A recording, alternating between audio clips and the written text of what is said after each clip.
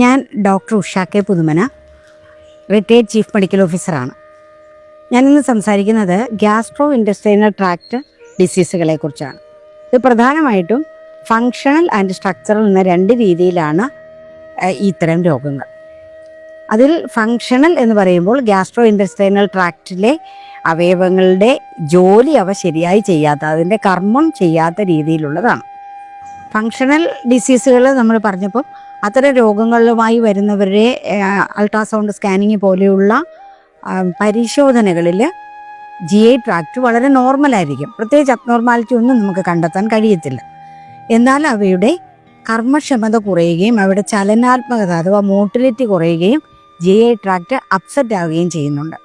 ഇതിൽ പ്രധാനമായിട്ട് കണ്ടുവരുന്ന രോഗങ്ങളാണ് നമ്മൾ സാധാരണ പറയാറില്ലേ, വയറെരിച്ചിൽ, പുളിച്ച് തികട്ടൽ എന്നൊക്കെ പറഞ്ഞു ഗേർഡ് എന്ന് പറയുന്ന രോഗം, അതുപോലെ തന്നെ ഗ്യാസ്ട്രൈറ്റിസ്, വയറ് കമ്പിച്ചിരിക്കുന്ന ബ്ലോട്ടിങ് പോലെയുള്ളത്, ഒരുപാട് തവണ മലശോധനയ്ക്ക് പോകേണ്ടി വരുന്ന ക്രോണിക്കായിട്ടുള്ള വയറിളക്ക രോഗങ്ങൾ, ക്രോണിക് ഡയറിയ, പലതവണ വയറ്റിൽ നിന്ന് പോയിട്ടും അത് തൃപ്തിയാകാതെ വരുന്ന ഇറിറ്റബിൾ ബവൽ സിൻഡ്രം, ഇങ്ങനെയൊക്കെയുള്ള രോഗങ്ങളെ നമുക്ക് ഫങ്ഷണൽ ഡിസീസുകളെന്ന് പറയാം. ഇവയുടെ പ്രധാന കാരണം നമ്മുടെ ജീവിത രീതിയിലും ഭക്ഷണശീലങ്ങളിലും ഒക്കെ വന്ന മാറ്റങ്ങളാണ്. അപ്പോൾ അതിൻ്റെ പ്രധാനമായിട്ട് വരുന്നത് നമ്മൾ അസമയത്തുള്ള ആഹാരം, അമിതമായ ഭക്ഷണം, ഭക്ഷണത്തിൽ വേണ്ട രീതിയിലുള്ള ഫൈബറുകൾ അഥവാ നാരുകൾ അടങ്ങാതിരിക്കുക, ജീവിതചര്യകളിൽ നമ്മുടെ ഡെയിലി റൂട്ടീൻ വർക്കുകളിൽ വരുന്ന മാറ്റം, ഒരുപാട് യാത്രകൾ, ശരിയായി ഉറങ്ങാതിരിക്കുക, ആൻറ്റി ഡിപ്രസൻറ്റുകൾ അതായത് വിഷാദ രോഗത്തിനും മറ്റും കഴിക്കുന്ന മരുന്നുകൾ കൂടുതലായി കഴിക്കുക, കൂടുതലായി പെയിൻ കില്ലറുകൾ, വേദനാ സംഹാരികൾ കഴിക്കുക, അയൺ ഗുളികകൾ കഴിക്കുക, പിന്നെ നമുക്ക് ചിലപ്പോൾ ഉള്ളിൽ ഒരു ഭയം, മലശോധനയ്ക്ക് പോയാൽ അതിൻ്റെ ബുദ്ധിമുട്ടുണ്ടാകുമെന്നോർത്ത് മലം ശോധന കറക്റ്റ് ടൈമിൽ ചെയ്യാതിരിക്കുക, അങ്ങനെ അതായത് തടസ്സമാക്കി വെക്കുക, ഇങ്ങനെയൊക്കെയുള്ള ഒരുപാട് കാര്യങ്ങൾ കൊണ്ടാണ് ഈ ഫങ്ഷണൽ GI ട്രാക്റ്റ് ഡിസീസുകൾ ഉണ്ടാകുന്നത്. പാലും പാലുൽപ്പന്നങ്ങളും കൂടുതലായി കഴിക്കുന്നത് ഇതിൻ്റെ ഒരു പ്രധാന കാരണമാണ്. ഗർഭാവസ്ഥയിലും പലർക്കും ഇതുപോലെ ഉദര സംബന്ധമായ അസ്വസ്ഥതകളൊക്കെ ഉണ്ടാകാറുണ്ട്. അത് സത്യത്തിൽ നോർമലാണ്.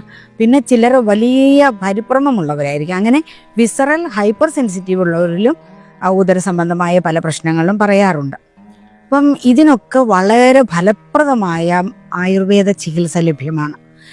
കാരണം നൂറ്റാണ്ടുകൾക്ക് മുമ്പുണ്ടായ ഈ ആയുർവേദ ശാസ്ത്രത്തിൽ ഡൈജസ്റ്റീവ് സിസ്റ്റത്തിനെയാണ് മെയിനായിട്ട് കണക്കാക്കി ദഹന വ്യവസ്ഥ കൃത്യമായി കൊണ്ടുപോകുക എന്നുള്ളതാണ് ആയുർവേദ ചികിത്സയുടെ അടിസ്ഥാന തത്വങ്ങളിലൊന്ന് തന്നെ.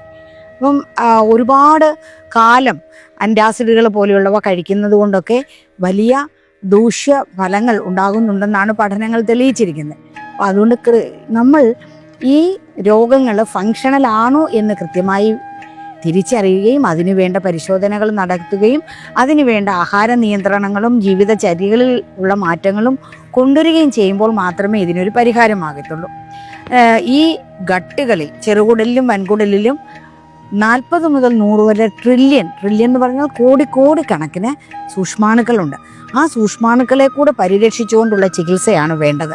അതിനേറ്റവും ഫലപ്രദം ആയുർവേദ മരുന്നുകൾ തന്നെയാണ്. അതുകൊണ്ടാണ് ഓമല്ലൂർ വേദാഗ്രാമിൽ എല്ലാ വ്യാഴാഴ്ചകളിലും 10 മണി മുതൽ 1 മണി വരെ ഗ്യാസ്ട്രോ എൻട്രോളജിയുടെ അഥവാ ഉദരരോഗ വിഭാഗത്തിൻ്റെ പ്രത്യേക OP ആരംഭിച്ചിരിക്കുന്നത്.